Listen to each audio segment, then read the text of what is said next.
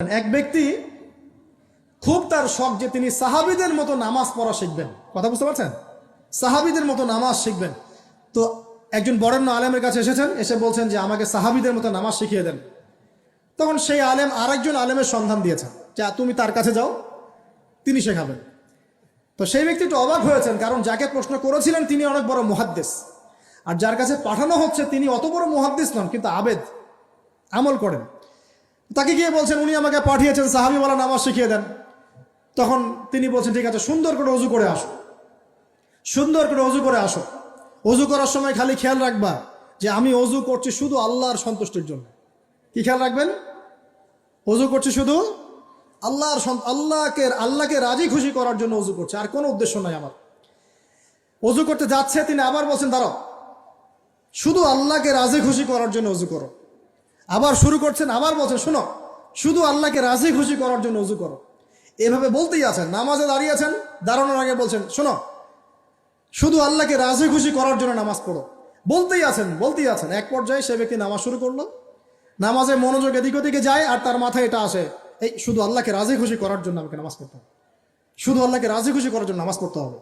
এই চিন্তা তার মনের মধ্যে ঘুরপাক খাচ্ছে। এভাবে নামাজটা সে শেষ করে চিন্তা করছে যে নামাজ তো পুরোপুরি মনোযোগ দিতে পারলাম না, বারবার মাথার মধ্যে এরকম চিন্তা আসছে, আল্লাহ আমাকে তো মাফ করে দাও, নামাজটা আমার মনে হলো না ঠিক মতো। তখন সে ফিরে এসে তার সে ওস্তাদকে বলছেন আমার তো নামাজ এরকম করে পড়লাম, কিন্তু শেষমেশ মনে হলো যে নামাজটা হয়তো কবুল হয় নাই, আল্লাহর কাছে খুব মাফ চাইলাম, আল্লাহ আমাকে মাফ করে দাও, নামাজটা মনে হলো না। তখন সেই যে প্রথম ব্যক্তি যিনি পাঠিয়েছেন তিনি বলছেন এটাই হলো সাহাবীওয়ালা নামাজ। তারা আল্লাহকে রাজি খুশি করার জন্য নামাজ পড়তেন, নামাজ শেষ করে আল্লাহর কাছে ইস্তেগফার করতেন, আল্লাহ কিছুই হলো না, কিছুই হলো না। আমার কথা কি বুঝতে পারছেন? অতএব আল্লাহকে রাজি খুশি করার জন্য আপনি আপনার আবেগ, আপনার ইবাদত সব ঢেলে দিবেন, এটা অন্য কারো কাছে কিছু পাওয়ার আশা করবেন। অতএব নামাজ আপনার মাদকের দিকে যাওয়া লাগবে না, নামাজই আপনার হতাশা দূর করে দেবে ইনশাআল্লাহ। 2 নাম্বার আমল হচ্ছে কোরআন তেলাওয়াত। যে ব্যক্তি কোরআন তেলাওয়াত করতে পারে নিয়মিত, তার মনের মধ্যে এই হতাশা, এই ভীরুতা, এই কাপুরুষতা কিচ্ছু আসবে না ইনশাআল্লাহ। আমি গ্যারান্টি দিচ্ছি আপনাকে, হতাশা আসবেই না আপনার মনে, যদি আপনি কোরআন বুঝতে পারেন। কোরআনের একটা আয়াত নিয়ে কোনো সময় দেখা যায় 2-3 ঘন্টা সময় পার হয়ে যাচ্ছে, আয়াতটা ছেড়ে সামনে যেতে পারছি না। কোরআনের ভিতরে ঢুকলে আপনি দুনিয়ায় ভুলে যাবেন কি হচ্ছে আশপাশে। আমি এমন অনেক আলেমকে দেখেছি যে একটা বই, পাতলা একটা বই, আরবি বই নিয়ে পড়া শুরু করেছেন, ওই যে ফজরের পরে জোহরের ওয়াক্ত হয়ে যাচ্ছে, বইটাই শেষ করতে পারেননি এখন। বুঝতে পারবেন না, যখন আপনি ইলমের ভিতরে ঢুকে যাবেন, কোরআনের ভিতরে, হাদিসের ভিতরে, আপনার দুনিয়ার খেয়ালই নাই। একজন আলেম তিনি এক রাত্রে একটা বই লিখেছিলেন, চটি বই, এক রাত্রের মধ্যে। বলা হচ্ছে, তার সম্পর্কে বলা হচ্ছে যে রাতের খাবার তাকে দেয়া হয়েছে, যে আপনি এটা খেয়ে নেন। তো সে খাবারটা পাশেই আছে, খাবারটা খাবো, এটা লিখে খাবারটা খাবো, এরকম তার চিন্তা ছিল। ফজর হয়ে গেছে, বই লিখাও শেষ, খাবার এই অবস্থায় পড়ে আছে, ডুবে গেছেন ভিতরে, খাওয়ার মাথায় তার খেয়াল নাই। এরকম হয়। একজন মনীষী, বিখ্যাত মনীষী, রিয়াদুস সালেহীন কিতাবের রাইটার, সংকলক আল্লামা নববী রাহিমাহুল্লাহ, এরকম সারা রাত চলে গেছে, পাশে 2টা খেজুর, ওই 2টা খেজুর খাওয়ারই সময় পাবে। হাদিস নিয়ে গবেষণা করতে রাত পার হয়ে গেছে। আমি বলতে চাচ্ছি, যখন ইলমের ভিতরে, কোরআন হাদিসের ভিতরে ঢুকে যাবেন, আপনার দুনিয়ার খেয়াল আপনার চলে যাবে ইনশাআল্লাহ। এই টেনশন, হতাশা, এই সেই বাদ, তখনই আল্লাহ পাক আপনাকে তার পক্ষ থেকে রহমত দিবেন, বরকত দিবেন, আল্লাহ আপনার দুনিয়ার কাজগুলো করে দিবেন ইনশাআল্লাহ। তখন কেউ আপনার দুনিয়ার ওই কাজটা করে দিয়েছে, কেউ ওই কাজটা করে দিয়েছে, কেউ বাসায় খাবার পাঠিয়ে দিয়েছে, আল্লাহ পাকই এগুলো করাই দিবেন ইনশাআল্লাহ। তো প্রিয় ভাইরা, মাদকে যাব না আল্লাহর কাছে আসবো? 2 নাম্বার কোরআন তেলাওয়াত, 3 নাম্বার আল্লাহর জিকির। 3 নাম্বার কি ভাই? আল্লাহর জিকির। চলতে ফিরতে সব সময় মুখ চলতে থাকবে, মুখ না চললেও মন তাজা থাকবে, মনে মনে জিকির হতে থাকবে। মনে মনে জিকির করতে পারেন? মুখ নড়বে না, কিন্তু মনে মনে আপনার একটা জিকির হতে থাকবে, সুবহানাল্লাহ বা আলহামদুলিল্লাহ, লা ইলাহা ইল্লাল্লাহ, আল্লাহু আকবার। পারা যাবে? পারে। মানুষের মন কখনো চুপ করে থাকে না, কিন্তু মানুষের মন অলওয়েজ কিছু না কিছু চিন্তা করতে থাকে না, যতক্ষণ না ঘুমায় মানুষ। তো প্রিয় ভাইরা, বেশি বেশি জিকির করবো, সুবহানাল্লাহ, আলহামদুলিল্লাহ, লা ইলাহা ইল্লাল্লাহ, আল্লাহু আকবার, লা হাওলা ওয়ালা কুওয়াতা ইল্লা বিল্লাহ, এগুলো চলতে থাকবে। আল্লাহ পাক তৌফিক দান করুন, আমিন।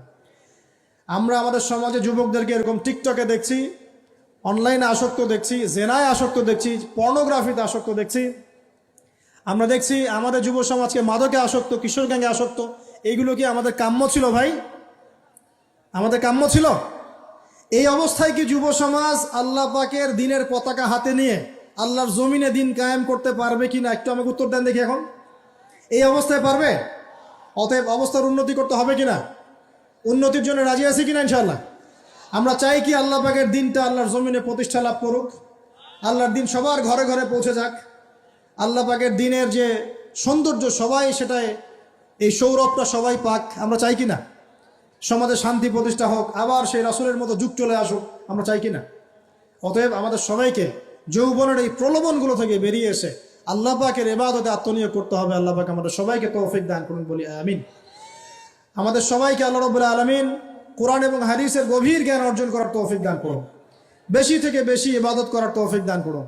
আল্লাহ পাক সবাইকে হারাম সমস্ত রিজিক থেকে বাঁচিয়ে রাখুন, জেনা, ব্যভিচার এবং নারীর ফিতনা, মাদক থেকে আল্লাহ বাঁচিয়ে রাখুন।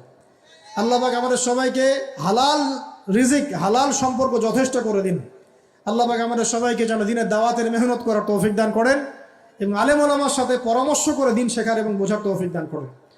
আচ্ছা, আমার কাছে কিছু প্রশ্ন উত্তর আছে, এইগুলোর উত্তর দিয়ে আমি ইনশাল্লাহ শেষ করব।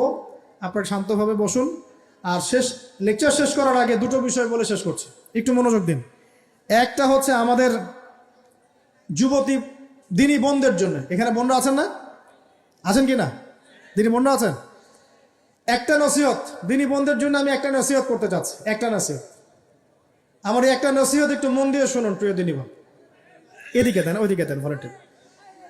রাসূলুল্লাহ সাল্লাল্লাহু আলাইহি ওয়াসাল্লাম আমাদের দিনী বোনদের জন্য জান্নাতে যাওয়ার একটা ফর্মুলা বলে দিয়েছেন। আমি কি বলবো সেটা? আচ্ছা, রাসূলুল্লাহ সাল্লাল্লাহু আলাইহি ওয়াসাল্লাম বলেছেন আমাদের দিনী বোনেরা, আমাদের মায়েরা, এই নারী জাতি মাত্র 4টা কাজ করলে জান্নাতের যে কোনো দরজা দিয়ে ইচ্ছা প্রবেশ করতে পারবেন। খুশি হন নাই? কয়টা কাজ? মাত্র 4টা। এক, যদি আমাদের দিনী বোনেরা 5 ওয়াক্ত নামাজটা ওয়াক্ত মতো পড়ে, আল্লাহ পাক তৌফিক দান করুন, বলি আমিন।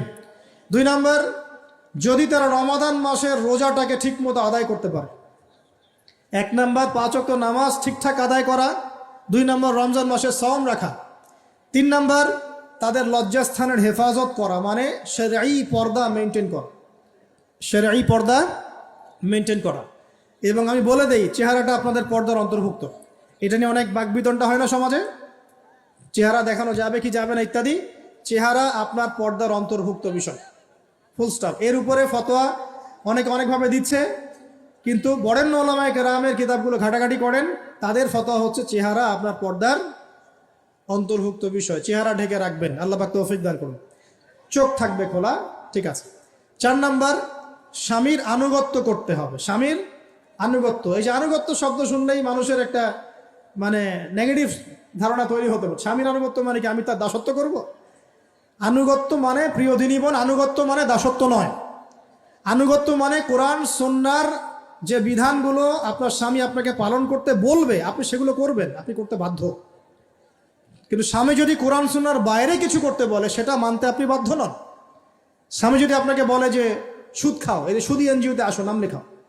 স্বামী যদি আপনাকে বলে যে আসো বেপর্দায় বাইরে যাই, সাজুগুজু করে বের হও, চলো ঘুরে আসো বেপর্দায়। স্বামী যদি বলে দেবরকে একটু খাবারটা দিয়ে আসো, আমার অফিসের কলিগ আসছে, খাবার পরিবেশন করো, আসো ডাইনিংয়ে আসো। এই যে হারাম কাজ, বেপর্দার আদেশ করছে, সুদের আদেশ করছে, আপনি সেগুলো পালন করবেন না।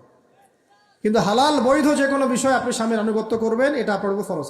এই 4টা কাজ যদি আপনি করতে পারেন, জান্নাতের যে কোনো দরজা দিয়ে ইচ্ছা আপনি প্রবেশ করতে পারবেন ইনশাআল্লাহ।